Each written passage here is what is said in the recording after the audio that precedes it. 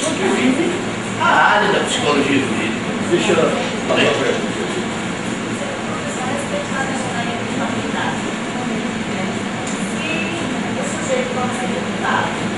Quando a ação penal da feita é proveniente de um estado patológico, Patológico ou psicológico. uma questão psíquica. Então, assim, quando um sujeito é portador de um transtorno como dessa coloquinha paranoia, ele comete uma ação, mas esse sujeito vem em tratamento, vivendo sua vida social na clínica, fazendo algum remédio terapêutico, e está socializado. E aí ele comete uma ação que se caracteriza não pela natureza da patologia dele, mas pela situação particular. Então, assim, ao invés de ele achar que está sendo perseguido, ele de fato, você falou aqui da questão de achar que é uma arma, mas digamos que fosse uma pessoa que realmente tivesse uma vida, e naquele dia ele cometeu a ação. E aí, por conta desse transtorno dele, se usa o hábito do seu transtorno para defesa. A natureza, o fato dele ter o transtorno por si só supre a questão da imputabilidade dele, ou há a possibilidade de, embora ele ter o transtorno, ainda ser culpabilizado pela ação contra o criminoso comum. A sua dificuldade de entender o perdido do seu personagem é pergunta jurídica. A sua dificuldade de entender um fato interessante.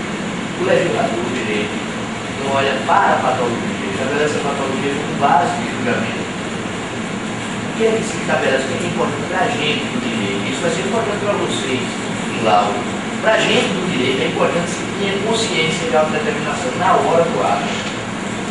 Porque tem três sistemas de imputabilidade jurídico, sistema psicológico, sistema biológico, sistema biopsicológico. Americano, sistema psicológico. Basta que você não tenha consciência ou autodeterminação, já é imputável, isso aqui é perigoso. Nos Estados Unidos é por isso que existem aquelas insanidades passageiras, temporárias, no tese. Até a raiva pode fazer por esse tipo de controle, né? Então, é muito perigoso o sistema americano. O sistema francês é o sistema biológico. O sistema biológico diz, basta que tenha patologia, já é inimputável. A natureza do transtorno já torna. É aquela coisa que antigamente diziam no Brasil, eu tenho carteirinha de doido, posso matar, posso roubar, né? O pessoal mais simples dizia isso. Não é assim, a gente. Por incrível que pareça, um dos fatores em que o Brasil tem o melhor sistema. O nosso sistema é o biopsicológico. É preciso que haja uma patologia na base, hoje também a drogadição. Além de entorpecentes, a drogadição também, a dependência, ela também causa a inimputabilidade. E é preciso que o crime decorra desse estado patológico, fisiopatológico, vamos dizer assim, mas que enseje a perda da consciência ou da autodeterminação. Nexo causal. Ele que acha nexo causal uma doença. Diretamente. Nesse caso, ele era imputável. Agora, você pode matar um doente no presente. Poderia estar bem ele, né? Aqueles sujeitos que estavam aqui nessa cadeira, poderia estar bem ele, né? Ele podia ver um ponto assim.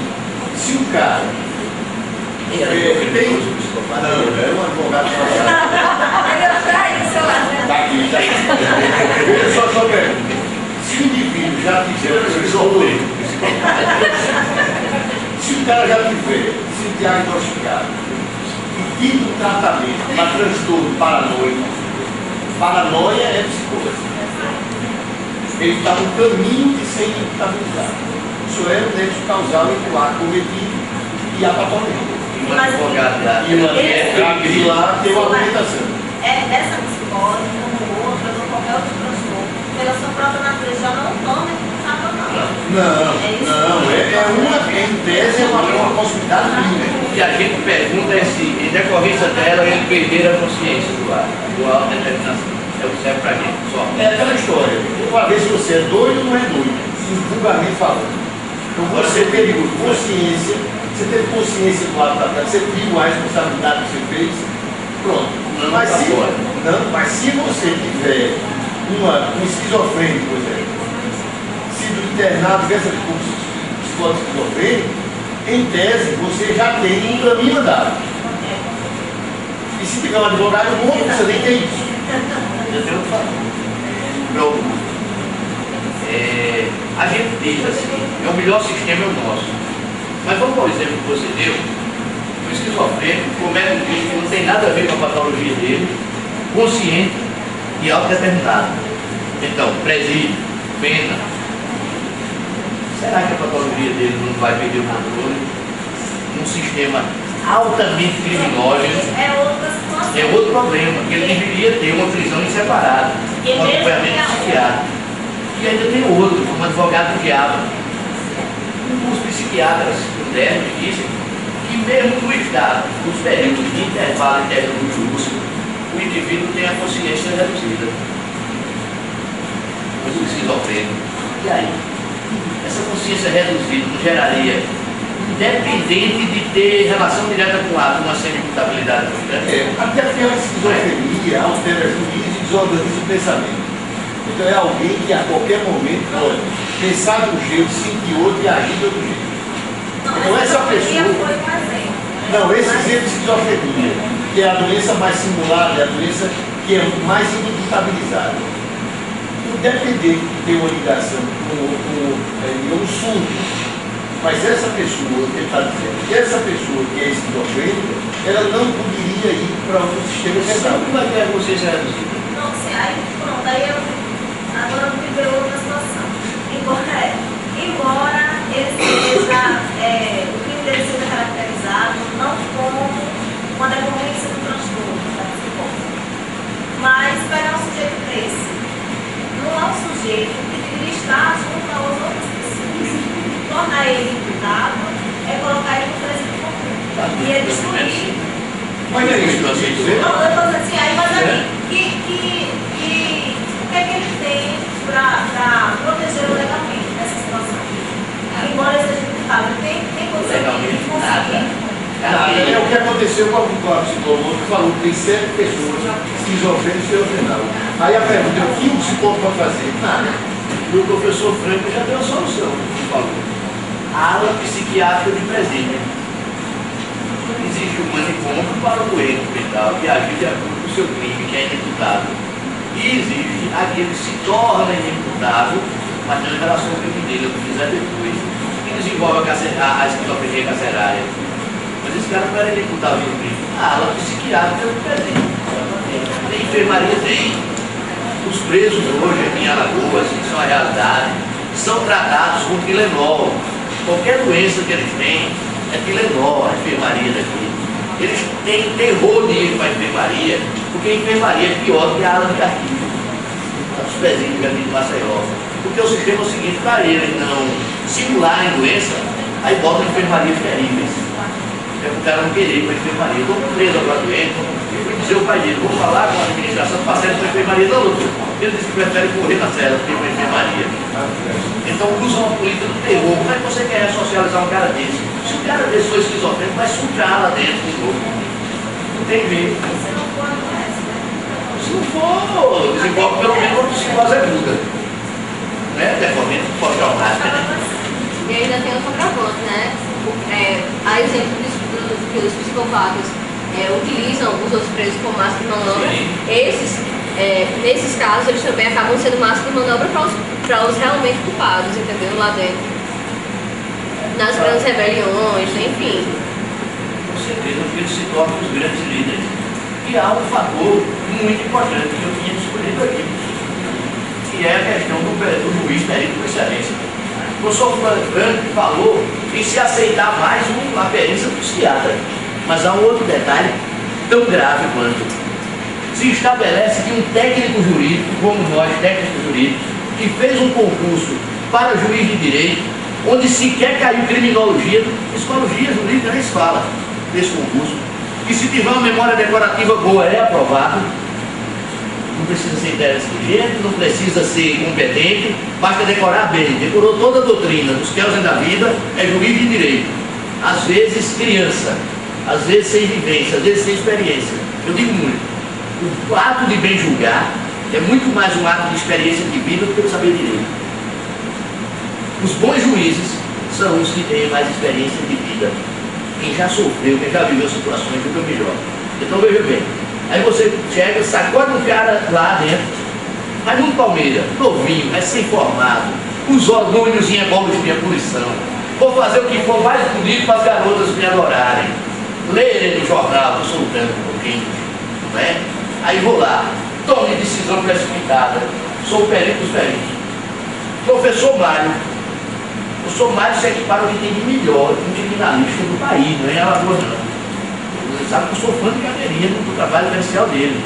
Professor Mário apresenta um laudo pericial trabalhado dentro não só do conhecimento técnico, mas da experiência dele, do dia a dia, fundamentado. Eu aqui fiz de direito, pelo que a lei me dá o direito, eu digo, não aceito esse laudo. Isso mesmo. E aí, o princípio da especialidade tem que mudar. É muito mais grave até do que eles preferirem o laudo do psiquiatra. Eu trabalhava muito com a necessidade da justiça penal criminológica. Ele dizia, o técnico de direito ia ser só o presidente da junta. Nós teríamos um especialista comportamental, se tivesse civil popular. Cada junta de julgamento seria um especialista comportamental, alguém ligado à área de neurologia, alguém ligado à área de sociologia, e para equiparar 3 cidadãos públicos. E o juiz só fazia desempatar. Isso aí é dinamite no sistema muito bem incorporado. É incorporado de tal ponto que você, psicólogo, diz aqui, isso aqui é um transtorno de personalidade. Eu que só estudei lei posso chegar simplesmente e dizer não, por quê? Eu acho que não é a coisa. Isso conhecia. Perito por excelência, quase Nosso Senhor Jesus Cristo, de termo de perícia. E a lei não isso mesmo, tá? Os casos da esquizofrenia desenvolvida posteriormente, suspende-se a pena para efetuar o tratamento, né? Quando vem a irresponsabilidade penal pós-crime, para depois, se tiver sob controle, voltar para cumprir a pena. É por isso que eu bato muito, professor, que no Brasil a pena é punição mesmo. É muito bonito a gente falar em pena ressocializadora, mas a pena no Brasil é punição. Olha uma situação dessa. Adoeceu no cárcere. Qual é a solução? Suspende-se a pena e manda para o manicômio. Quando tiver sob controle, volta para cumprir a pena. É prejudicial até para o cidadão, porque está suspensa a pena, nem abateu, porque ele não está trabalhando lá no tempo que está no caso. Mas nesse caso vai acontecer, por exemplo, que se ele, Vai estar surtando. Se ele não tiver mais recuperação, por exemplo, ele vai ficar para sempre. Isso vai ficar indo e voltando, indo e voltando. Segurança, né? E vai ficar indo e Mas aí voltando. o Estado causou aquela patologia para ele. E ele entrou em hipnose comum, que ele converteu na dele. Mas veja bem, é preciso que se diga o seguinte, em psiquiatria, eu não sou a pessoa mais abalizada para falar, mas por criminologia comecei a pesquisar. A gente vê 2 tipos de psicose, o professor Franco está aqui para me corrigir. A gente tem a psicose chamada aguda e tem a psicose crônica. A psicose aguda, que é aquela pós-traumática. A esquizofrenia carcerária, via de regra, não é nem uma esquizofrenia, ao pé da letra, é uma psicose aguda, com a manifestação esquizofrênica, que depende do evento, é o evento que gerou. A chamada psicose crônica, onde estão paranoias, esquizofrenias, o cidadão já tem uma estrutura, muitas vezes até hereditária. E aí, nesse caso, ele não entrou sem ela. Ela foi só o fator desencadeador, desencadeou lá. Então, não é o Estado. Qualquer outro fator poderia desencadear, não é verdade, professor? Então, se ela é a carcerária flota, é a psicose aguda, que tem recurso. Tirou o evento que gerou, ela vai desaparecendo. Veja só, isso só um espaço do que você está dizendo. Isso sem perder de vista que você pode ter uma estrutura psicótica e nunca desenvolver.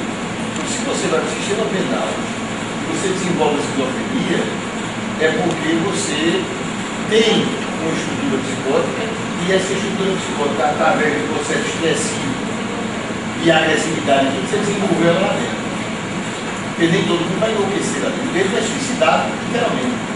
Vai se deixar morrer, vai se tornar um indivíduo completamente revoltado com aquilo, fazendo destruindo o alimento. Na realidade, a gente se depara com uma problemática que é o seguinte: o sistema penal brasileiro só tem um objetivo: destruir o seu corpo.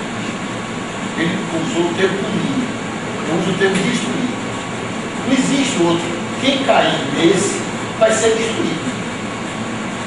Se você for uma personalidade criminosa, psicopata, por exemplo, você vai saber. Por que vai saber? Você vai arranjar pessoas para você manipular, para você fazer o jogo, você está por trás. E até se Então, chamar sistema de degradação do ser humano. mas é um sistema de destruição. É por isso que ressocialização fica feio. É difícil falar isso. Porque primeiro você destrói alguém com a proposta de ressocializar. Você se vê socializado. E não, Não, nem tem os que socializado. não são nem socializados. Nem socializado. E já parte para ser destruído. E ser ressocializado com quem não é socializado. Porque o vício é o pior. Né? Agora, em relação ao que você falou da pessoa que apresenta uma doença mental dentro do sistema penal e que é tirado aí, tratado aí, vamos ver quem é essa pessoa, em primeiro lugar. Essa pessoa pode ir para o manicômio e sair para na frente. Quem é a pessoa? Porque se não for quem é a pessoa, ele fica esquizofrênico e se acaba lá dentro.